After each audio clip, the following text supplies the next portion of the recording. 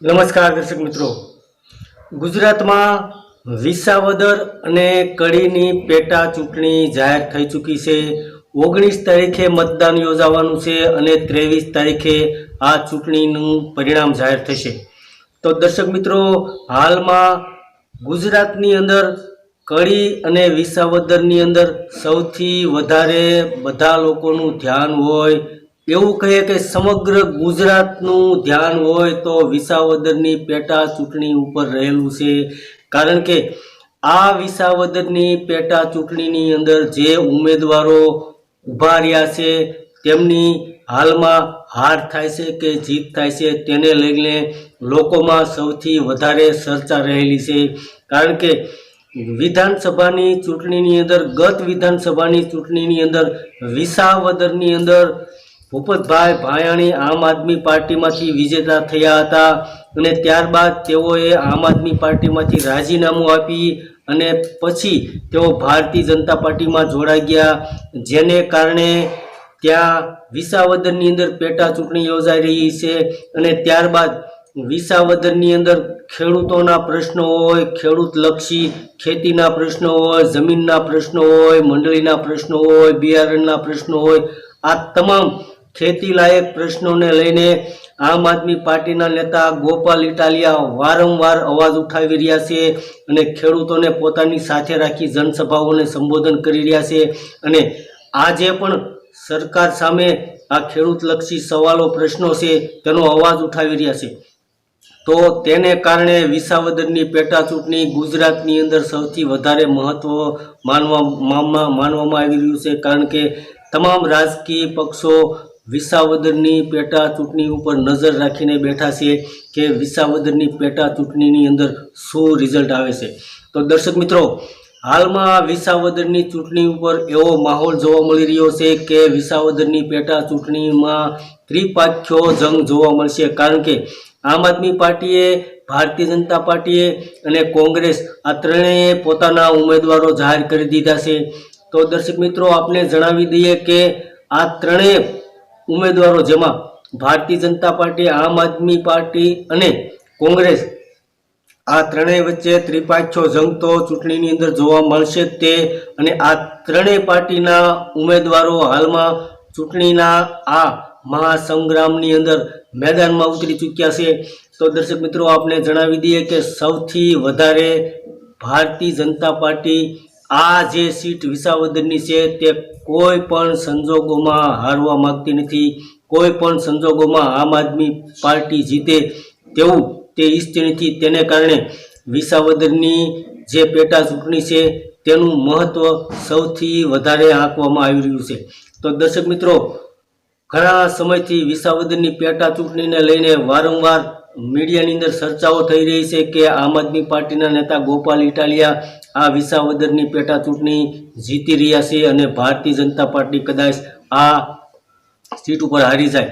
જેમાં ગત વખતે આમ આદમી પાર્ટી વિજેતા થઈ હતી, તેને કારણે એવું પણ કહી શકાય કે કદાચ વિસાવદરની અંદર આમ આદમી પાર્ટી ફરીથી જીતી જાય।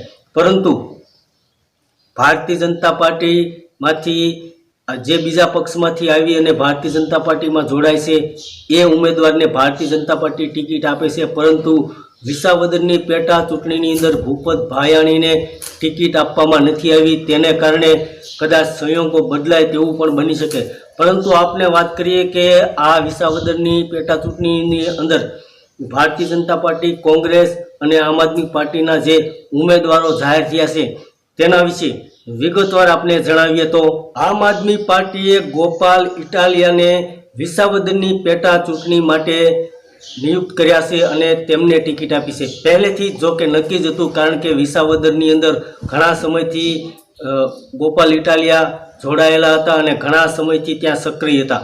તો ગોપાલ ઇટાલિયા વિશે આપને જણાવી દઈએ તો ગોપાલ ઇટાલિયા ગુજરાત આમ આદમી પાર્ટીના પ્રમુખ છે અને તેઓ 2021ની ગુજરાત સ્થાનિક સ્વરાજ્યની ચૂંટણીમાં સુરત મ્યુનિસિપલ કોર્પોરેશનમાં 27 સીટો જીતીને લાવ્યા હતા તેના પ્રમુખ પદની અંદર અને ત્યારબાદ ગાંધીનગર મ્યુનિસિપલ કોર્પોરેશનની અંદર 1 સીટ જીતીને લાવ્યા હતા અને ત્યારબાદ 2022ની વિધાનસભા ચૂંટણીમાં આમ આદમી પાર્ટીને 5 સીટો ધારાસભા તરીકે અપાવી હતી। 5 ઉમેદવારો વિજેતા થયા હતા, જેને કારણે એવું લાગી રહ્યું છે કે વિસાવદરની અંદર ગોપાલ ઇટાલિયાને આમ આદમી પાર્ટીએ પસંદ કર્યા હોય, કારણ કે ગોપાલ ઇટાલિયા હંમેશા ખેડૂતો માટે, લોકોના કોઈ પણ સવાલો હોય તેના માટે સરકાર સમક્ષ વારંવાર અવાજ ઉઠાવતા જોવા મળ્યા છે અને લડત આપતા જોવા મળ્યા છે। અને ગોપાલ ઇટાલિયાનું અને આમ આદમી પાર્ટીનું પણ એવું માનવું છે કે વિસાવદરના લોકો ગત વખતની ચૂંટણીમાં આમ આદમી પાર્ટી સાથે જોડાયેલા હતા, ભારતીય જનતા પાર્ટીને જાકારો આપ્યો હતો, જેને કારણે આ વખતે પણ કદાચ વિસાવદરના લોકો આમ આદમી પાર્ટી સાથે રહે અને ગોપાલ ઇટાલિયા વિજેતા થાય તેવું આમ આદમી પાર્ટી ઈચ્છી રહી છે।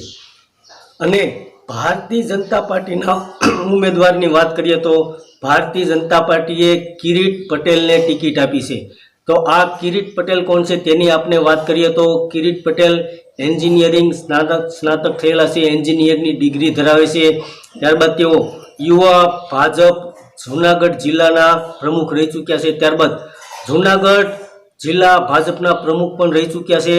ત્યારબાદ તેઓ તાલાળા અને જૂનાગઢના ખેતીવાડી ઉત્પન્ન બજાર સમિતિ એટલે કે માર્કેટિંગ યાર્ડના ચેરમેન પણ રહી ચૂક્યા છે અને હાલમાં તેઓ જૂનાગઢ જિલ્લા સહકારી બેંકના ચેરમેન છે અને તેઓ પાટીદાર સમાજ ઉપર સારી પકડ ધરાવે છે, જેને કારણે એવું માનવામાં આવી રહ્યું છે કે ભારતીય જનતા પાર્ટીએ કદાચ કિરીટ પટેલને ટિકિટ આપી હોય, કારણ કે ગોપાલ ઇટાલિયા સામે સક્ષમ ઉમેદવાર ભારતીય જનતા પાર્ટીને જો લાગતા હોય તો આ એક જ છે, જેઓ ખેતીવાડી સાથે સંકળાયેલા છે અને ખેડૂતો ઉપર સારી પકડ ધરાવે છે એવું ભારતીય જનતા પાર્ટીનું માનવું છે, જેને કારણે કદાચ આમ આદમી પાર્ટીને સારી એવી ટક્કર આપી શકે અને ભારતીય જનતા પાર્ટી એવું માને છે કે આમ આદમી પાર્ટીને હરાવી પણ શકે। તો દર્શક મિત્રો, વિસાવદરની બેઠક માટે કોંગ્રેસે એકદમ નવા જ ઉમેદવારને પસંદ કર્યા છે, જેમાં નીતિન રાણપરિયાને વિસાવદરની બેઠક માટે કોંગ્રેસે ટિકિટ આપી છે। આ નીતિન રાણપરિયા જિલ્લા પંચાયતના સદસ્ય રહી ચૂક્યા છે અને તેઓ વિસાવદરના યુથ કોંગ્રેસના પ્રમુખ તરીકેની જવાબદારી નિભાવી ચૂક્યા છે અને હાલમાં તેઓ ભેસાણ તાલુકાના કોંગ્રેસ પ્રમુખ તરીકેની જવાબદારી નિભાવી રહ્યા છે અને તેઓ પહેલી વખત જ તે આ વિધાનસભા તરીકેની ચૂંટણી લડી રહ્યા છે। તો કોંગ્રેસે આ એકદમ નવા જ ઉમેદવારને ટિકિટ આપી છે ભારતીય જનતા પાર્ટી અને આમ આદમી પાર્ટી સામે લડવા માટે। તો દર્શક મિત્રો, વિસાવદરની અંદર ભારતીય જનતા પાર્ટી, આમ આદમી પાર્ટી અને કોંગ્રેસના આ ત્રણેય ઉમેદવારો સક્ષમ જોવા મળી રહ્યા છે। તેમાં પણ હાલમાં સૌથી વધારે ચર્ચા થઈ રહી હોય તો આમ આદમી પાર્ટીના ગોપાલ ઇટાલિયાની થઈ રહી છે, કારણ કે ગોપાલ ઇટાલિયા જ્યારથી ચૂંટણી જાહેર થવાની હતી તે પહેલાંથી જ વિસાવદરની અંદર સક્રિય જોવા મળી રહ્યા છે। ખેડૂતોના પ્રશ્નોને લઈને વારંવાર સરકાર સમક્ષ અવાજો ઉઠાવી રહ્યા છે, સભાઓ કરી રહ્યા છે, ખેડૂતોને મળી રહ્યા છે, તેમના જે પણ સવાલો હોય તેના નિરાકરણ માટે તેઓને મદદ કરી રહ્યા છે।